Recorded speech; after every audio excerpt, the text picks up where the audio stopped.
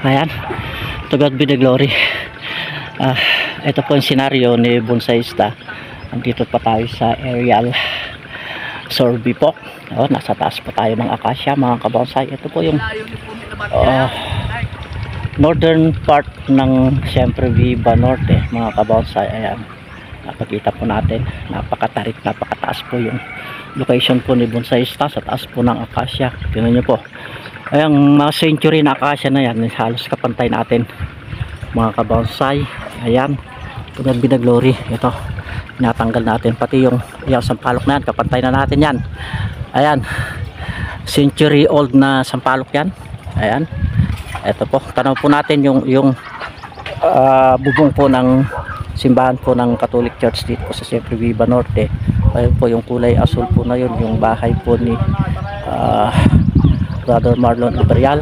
Yung po banda yung eskwelahan. Ayan, ito, tanaw po natin yung mga bubong. Ito po yung bahay ni Bonsaiista, nasa baba. Ayan, natagalan na yung mga bonsai sa baba. Dali, at ito, ayun lang tayo nagkaroon ng pagkakataon na magputol, mag-clearing ng mga punong kahoy. Ayan, ayun po yung nirentahan natin na kasama natin sa baba na nagbubuhat na ng mga sanga, nag-aayos na ng mga sanga mga kabonsai. Ayan, ito po, ayun po si Kagawad. Kagawad, hi ka naman dyan, Kagawad. Ayun, si Kagawad.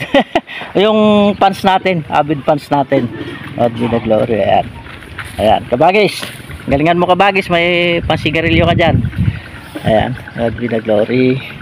Ayan, ito po yung isang intense passion ni Bonsaiista. Kahit po medyo critical, medyo mahirap po yung kalagayan ng pag-aakyat ng puno, pero ito lang po yung masasabi natin, dito natin nararamdaman yung pag-ibig ng Diyos, yung paghawak niya sa atin saan man tayo mapunta. To God be the glory. Ito po, ayan, ito po yung napakagandang senaryo po muli may Bonsaiista. Ngayon lang po tayo nagkakaroon ng pagkakataon muli pag Sabado. Pag weekdays po kasi ang dami nating paperworks. Ayan, ito yung pagkakataon na magkaroon tayo ulit, madugtungan yung passion natin mga kabonsai. Actually bukas na madaling araw is luluwas na naman si Bonsaiista, pero tayong schedule bukas ng examination po ng civil service exam. Ayan, nakapag-register po tayo ng nakaraan. God be the glory. At naway ang Diyos ang bibigay ng wisdom, knowledge, and understanding. Nawa nang hindi po tayo nakakapag-review. Ang daming paperwork, ang daming trabaho sa barangay. Yung dimension ni Bonsaiista. Ayan, God be the glory. Maraming salamat po muli. Muli po nagsasabi si Bonsaiista, opportunista, natuloy lang po ang buhay. Magandang buhay po sa ating lahat. Ang Diyos ang magbibigay po sa inyo ng katiwasayan, peace of mind, at pagpapala po sa inyong lahat, lalong-lalo po sa inyong mga tahanan. Lahat po ng inyong mga mahal sa buhay ay magkaroon ng galak at katiwasayan. God be the glory. Ayan, maraming salamat po. Thanks for watching. Inakyat po natin. Ito yung inakyat natin mga kabonsai. Ayan po, ayan, suk natin gandun sa taas. Napakatarik niyan, napakataas. Ayan, ayan, natapos din mga kabonsai. Ayan, tanggal natin lahat ng mga nakadilim dito sa bonsai natin. Di bali na makompromiso itong mga bonsai dito sa baba, kasi hindi na natin tinanggal kasi napakarami, napakabibigat. Ayan, ito po, nakompromiso. Mas masakit pa, sabi nga, mas masakit pa sa break up. Ayan po, ayan, nagkaputol-putol, nagkadurog-durog. Ito yung naalagaan natin na balimbing. Ayan, naputol. Saka ito, mag 13 years na bonsai natin. Ayan, naputol. Ito, ayan, kabali-bali, pati yung mga accent na mga wood stone. Pero worth it. Ayan, babaguhin ng kanyan, babaguhin ng panahon. Ayan ang magiging lamat ng panahon. Hindi natin masabing careless kasi alam natin madadaganan, pero okay lang. Kasi nga pagka Bonsaiista ka, alam mo yung patutunguhan.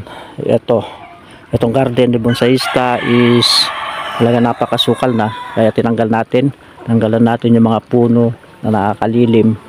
Ayan mga kabonsay, mga kabarangay. Ayan, ngayon lang po natin ulit naharap. Tingnan nyo mo, masukal na nga.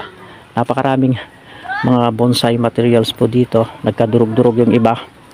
Ayan, ito mga specialty natin na mga santan na nilalagay natin dito sa bato. Ayan. Ayan, ito napakalalaking woodstone po ito. Ito po yung wispuhay na inuuwi ni bonsaiista. Ayan, napakalalaki po niyan. Ayan, ito pati mga helmet na luma nilalagay natin. Yung mga bougainvillea. Ayan, ito dito tayo nadurog. Yung puso natin. Ayan, ito dugtong ito is ayan, lumalabas na puti saka pink mga kabonsay. Ayan, buti na lang hindi na bali itong isang dugtong natin, pero ito naputol. Pero ayan natin ganyan, maghihilom yan, maghihilom po ito, mabaguhin ang panahon yan, pagagandahin ang panahon. Ayan, ito nagkadurog-durog mga kabonsay. Ayan, kabali-bali itong mga 21J natin na pink. Ito inaalagaan natin na balete, baklasing balete. Nabali yung sanga. Ayan, pero okay lang mga kabonsay. Ayan, tugad Bida Glory. Ayan, ganyan sa muli, bahagi po si bonsaiista ng senaryo dito sa garden. Maraming salamat sa panunod muli. Ngayon lang hindi natin naharap ito.